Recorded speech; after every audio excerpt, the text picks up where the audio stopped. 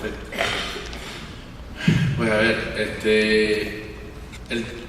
yo leo mucho literatura de ficción, leo novelistas, leo cuentistas, me parece que leo mucha poesía, mucha. Me parece que la poesía enseña a afinar el pulso y la puntería en el uso del lenguaje. Yo tengo una sospecha, no es un dogma, se acerca mucho a un dogma, pero es solo una sospecha. La sospecha de que si uno no lee poesía, no aprende a escribir. Efectivamente. Los poetas son precisos, ¿no? Son muy emotivos. A mí me gusta eso que tienen que... Están obligados casi a la perfección, porque yo comparo a un poeta con un tirador de flechas al que le dan un número determinado de flechas y todas tienen que pegar en el blanco, ¿sí? El poeta siempre tiene que hacer diana. Un mal verso estropea un poema, mientras que un mal renglón en una obra narrativa no estropea la obra narrativa, ¿no? Yo leo mucha poesía, mucha poesía. También creo, como decía Borges, que una obra narrativa hecha solo con oraciones perfectas es ridícula, ¿no? Por eso tiene que tener un alma la oración. Sí, claro. A mí me gusta a veces me gusta la imperfección a veces. Me gusta el estilo que sea un poco sucio, pero que tenga vida, que tenga fuerza, ¿no? Es que es preferible la vida, además la vida es imperfecta, y siempre es preferible, pero cuando tiene vida no se nota la imperfección. No, es que yo creo... No se nota el descuido. Totalmente. Mira, yo he dicho varias veces que la gracia del oficio nuestro consiste en trabajar mucho para que no se note lo mucho que trabajamos. Es decir, a uno le tiene que dar trabajo, pero al lector no. El lector lo tiene que leer fácil, aunque uno se castigue haciéndolo, ¿no? Cuando yo era adolescente, leía a Juan Rulfo y me molestaba esa desnudez que yo le veía a esa edad. Me parecía tan desnudo, tan simple, y con el tiempo descubrí que el pendejo era yo, que el bobo era yo. Y que él había hecho tan bien su trabajo que no se le notaba el trabajo, ¿no? Pero hay otra cosa que me gustaría preguntarle también para la gente. ¿Cómo llegas a la elección de los asuntos? Porque en la inmensa mayoría de los casos, los escritores de novelas, los escritores de ficción, en lugar de decir que buscan el asunto, buscan el tema de la novela, sostienen mitológicamente que el tema les viene, como una paloma blanca que se posa, y estoy poseído por el santo y el santo me obliga a escribir una novela. ¿Cómo buscas el tema? Porque como cada uno de los temas que yo te he leído son claramente populares, en el mejor sentido del término. No son costumbristas, son populares, uno puede leer las crónicas de los vallenatos o de Diomedes Díaz o de cualquiera de los que pisa y escribe Alberto Salcedo, los puede leer en Francia, los puede leer en Bélgica con la misma cercanía. ¿Cómo eliges esos temas? ¿Cómo se te aparecen? Bueno, nosotros los periodistas tenemos la misma agenda informativa que tienen todos los periodistas, ¿no? Nosotros también tenemos como materia prima de nuestro trabajo la noticia. Yo he dicho que los periodistas narrativos entramos a la crónica, entramos a los temas por la puerta de atrás, por la puerta del servicio, ¿no? Una vez hablaba con José Navia, cronista, cuando trabajaba él en El Tiempo, y él me decía que a veces iba a ciertas ruedas de prensa y al día siguiente, cuando abría el periódico de la competencia daba una primicia de un evento en el cual él estuvo presente. Y dije, no puede ser, ¿y en qué hora dijeron eso? Yo estaba ahí también y nunca lo oí, porque él no estaba pendiente de oír el discurso, tratando de extraer de ese discurso una noticia de primera página, sino que se quedaba encantado viendo la mancha de grasa que tenía el ministro en la manga de la chaqueta. Yo creo que la crónica es eso, la crónica es una mirada sobre un detalle de color, sobre un detalle aparente de una noticia que todo el mundo ve. Te pongo un ejemplo. Cuando se realizó en Colombia la operación Jaque, la operación que trajo la libertad a Ingrid Betancourt,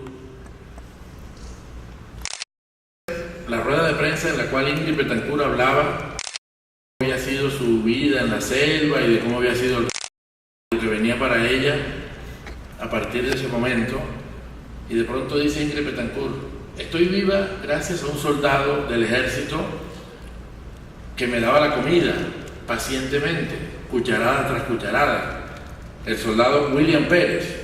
Y en ese momento William Pérez sale de atrás a los reflectores que lo bañan totalmente, y el país se emboba con la telenovela de un hombre que era soldado y al mismo tiempo enfermero, y era tan generoso que curaba el cautiverio y también al verdugo que le ponía las cadenas. Yo vi al personaje y me dije: caramba, yo tengo que escribir sobre él, pero no ahora, en este momento en que todo el mundo está pendiente de él, en este momento en que hay esa telenovela mediática sobre dentro del conflicto colombiano. Lo busqué un año después y recuerdo que me vi con él como 3 o 4 veces sin hacerle ni una sola pregunta, solo me veía con él, tomaba café, y un día cualquiera lo llevé a un restaurante de La Guajira, departamento de Colombia limítrofe con Venezuela. Lo llevé a ese restaurante y había un espejo allí, y el espejo nos reflejaba a los dos, y empezamos a comer chivo guisado, que es un plato de la tierra de él. Y entonces yo le pregunté qué cosas comía él en la selva cuando estaba en cautiverio, y él me empezó a decir que comía hojas de matarratón, que comía empanadas de tigrillo, porque un día mataron un tigrillo, pero lo asaron y quedó muy salado, entonces después lo hicieron empanadas.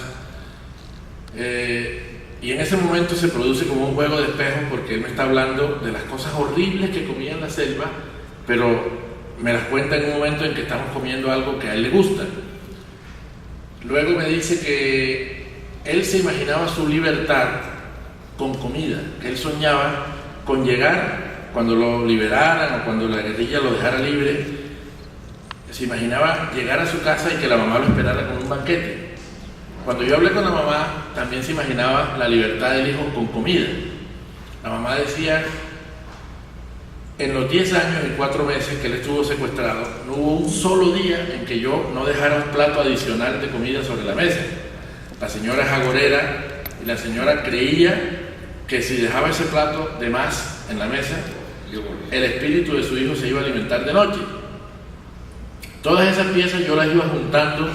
Era el único que podía juntarlas, era el único que tenía el privilegio de oír la voz de la mamá, de oír la voz del tío, de oír la voz de él y juntar esas piezas, ¿no? Y luego me dijo algo que me conmovió. Me dijo que cuando tenía más o menos 8 meses de estar secuestrado, el mono Jojoy, que era uno de los líderes de la guerrilla, de los cabecillas, le llevó un espejito de bolsillo, un espejo pequeño, y en ese momento, por primera vez en 8 meses, él se vio al espejo, él miró su imagen y se encontró muy parecido con un hermano de él con el que siempre lo comparaba. Y entonces a él le encantó verse parecido con el hermano, sintió que estaba conversando con el hermano, y todas las tardes, a una hora determinada, se miraba al espejo para ver al hermano. Y a mí eso me pareció muy bello. Yo creo que la crónica es eso, la crónica es buscar la puerta pequeñita, la puerta que nadie más ha usado para ver una historia, pero no es que ese detalle secundario sea irrelevante, es simplemente un filón humano que nos ayuda a convertir la información en un relato que traduzca el significado profundo de ese acontecimiento y haga que la gente lo entienda mejor.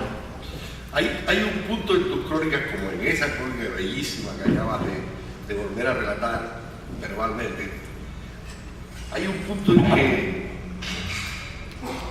con mala idea, el lector, el abogado del diablo, que es uno, que es escritor, va buscando la posibilidad de la inverosimilitud.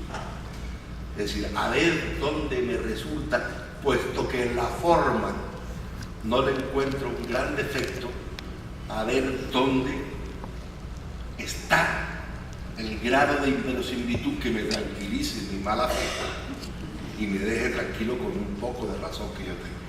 Pero no se encuentra, ¿cómo hace para eliminar? Por ejemplo, lo que has contado es totalmente verosímil, pero desde el punto de parece novela, parece de ficción. Fíjate. ¿Cómo es así como los escritores de ficción tratamos de convertir un hecho real en ficción, poniéndole elementos de ficción, ¿cómo haces tú para que algo que parezca de ficción, pero que es real, resulte verosímil, eficazmente verosímil? ¿Cuál es el truco? Bueno, te cuento que Alfred Hitchcock decía algo que yo utilizo en los talleres, ¿no? Alfred Hitchcock decía que el cine es la vida sin los momentos aburridos. Cuando uno cuenta historias, debe aprender no solo a incluir, sino también quitarlo y el bajo, a descartar. ¿Ya? Los escritores de ficción crean lo sorprendente, los de no ficción descubren lo sorprendente. A todos los que escribimos crónicas nos pasa que en algún momento nos encontramos con personas que nos preguntan, oye, pero eso pasó, eso es verdad. Simplemente porque yo he llegado a la conclusión de que la gente no ve esas cosas porque no está predispuesta a verlas. La gente no quiere verlas. La gente tiene un sentido de la realidad que consiste en los 5 verbos de la pirámide invertida, en las 5 preguntas de la pirámide invertida: qué, cómo, quién, cuándo, dónde. Y eso es lo que van a buscar y ya, y nada más. Pero nosotros llegamos y nos quedamos más tiempo y le damos la oportunidad a la realidad de que nos sorprenda, y nos damos nosotros mismos la oportunidad de ser sorprendidos por la realidad. El año pasado me invitaron a México a dictar un taller y yo llevaba entre ceja y ceja una historia que leí hace años, cuando yo era adolescente, cuando ni siquiera sabía que iba a estudiar periodismo. Yo vi la noticia de un boxeador, porque siempre me ha gustado el boxeo, como sabe todo el mundo, un boxeador que se llama Guadalupe Pintor, Lupe Pintor, que mató a un boxeador llamado Jesse Owens. Entonces yo llevaba entre ceja y ceja esa historia. Fui a México, me reuní con ese boxeador y encontré que la historia es mucho más bella. Es bella. Cuando uno la ve desde lejos, piensa en algo horrible, ¿no? La muerte de un boxeador y ya, y no más. Pero cuando me acerco, descubro que evidentemente es una historia triste, pero también es bella. El boxeador Lupe Pintor mató a Jesse Owens en el ring por negligencia del árbitro, pero hoy en día es un gran amigo del padre de su víctima. Y todos los años va a Gales, invitado por el padre de su víctima.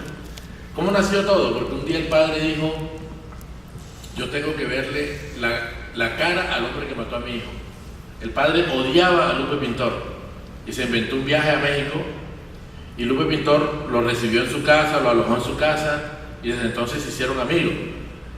Yo creo que es una historia en la que simplemente confié por el olfato, por el instinto, ¿sí?